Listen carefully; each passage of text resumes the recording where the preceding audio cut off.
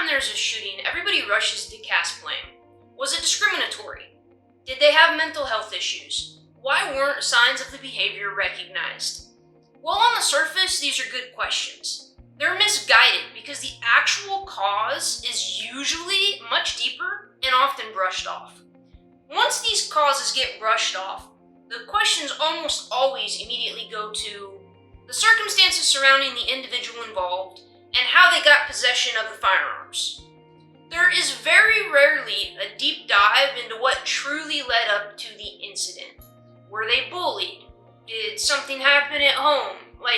There's a root cause to all of this violence.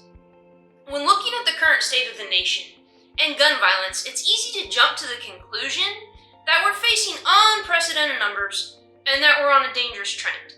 However, when you really dig into the numbers, we've basically flashed back to the 1970s. Now, bear with me on that. So you might actually be surprised that when looking at the numbers, raw statistics, the deaths per 100,000 people are actually down to what they were in the 70s. So what's actually going on? What's the cause? We're facing some of the exact same issues we did in the 70s. I wasn't alive back then. Some of you may not have been, some of you may have been. But taken directly from an article in the Nixon Library dated July 6, 2021, which I'll link down below. Questionable fashion choices, quirky fads, and disco dance music grabbed the attention of the Americans in the 1970s. We contrast those years with the culturally swinging 60s and economically booming 80s. Many remember the 1970s as a decade of soaring inflation, political upheaval, and the erosion of the United States' prestige worldwide. But the significance of the 70s goes beyond high gas prices, Watergate, and Vietnam. Profound changes to the American politics, societal norms, and the nation's economy took root. We're reliving the 70s, folks, in all of its glory.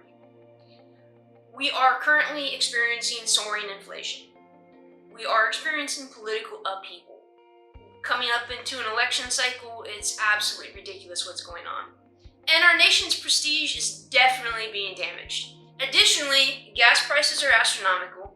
There's scandal going on in the White House, Hunter Biden, and there's war. All of these have reflected in profound changes to our politics, our societal norms, and the nation's economy. Same stuff happening that happened in the 70s. Humanity is supposed to learn from its mistakes, but it seems like we failed to do so and are lashing out at what seems to be easy. Let's look at the gun violence statistics. In the 1970s, the suicide rate per 100,000 people was 7.7, while the murder rate was 7.2. In 2021, suicide rate was actually down to 7.5, and the murder rate was down to 6.7. While there was a slight increase in the incident rate from 2008 to 2019, it really spiked in 2020, which is further supported by data from the Gun Violence Archive. As you can see from the chart, numbers were relatively steady prior to 2020, which is when the world kind of went to hell with COVID. Lockdowns, people losing their jobs, riots, everything just kind of went bonkers in 2020. However, that's not where things ended. If you look at the nation as a whole, all violence increased. Domestic violence increased 8.1%, following the lockdowns according to one report. The Harvard Gazette went so far as to call the increase in domestic violence due to COVID a shadow pandemic.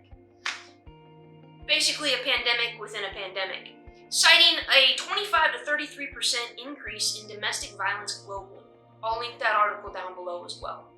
When you look specifically at all of the incidents involving guns in the last 7 years, you can see the steep increases beginning in 2020. The real question becomes, what is being done to curb the violence overall and the actual cause of the violence? The nation is in a state of turmoil with all of the same issues we encountered in the 70s. High inflation, political upheaval, changes to societal norms, and war adding stress globally. Voters and lawmakers need to really look in the mirror and take a step back. We've put ourselves in this situation by not understanding the laws that get voted on and by enabling career politicians to control our lives. Our government officials are supposed to act in our best interest. However, the vast majority pursue money, power, and prestige above all else, allowing them to continue proposing laws and vote in new laws that don't actually help anything and just creates more national turmoil. All that new laws do is impact our law-abiding citizens.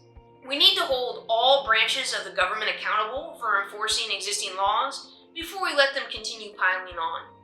Additional federal laws don't help accomplish anything when it comes to violence with firearms, especially when local jurisdictions won't prosecute firearms offenders or increase penalties for crimes involving firearms.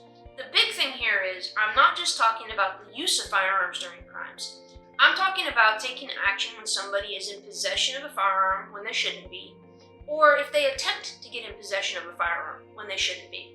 A great example of a failure in this area was earlier this year. I was at a gun show in Texas, and a person tried to buy a gun with a fake ID from me. So this is firsthand, right? They completed and signed the 4473 and presented me with a fake Texas driver's license. It's a felony. Know what the police did? They took the ID and let the guy walk. I inquired later to some of the police working the event, and they said that the Harris County's DA would never follow up with it. If this is the mentality of those that can actually start taking action against offenders, what can we expect?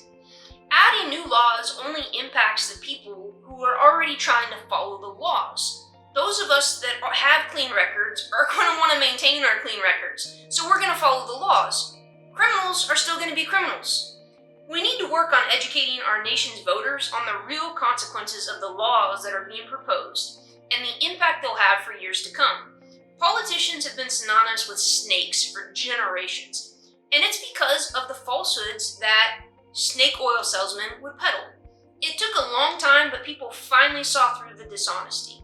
We need to focus on honesty again and stop making politics and laws popularity contests.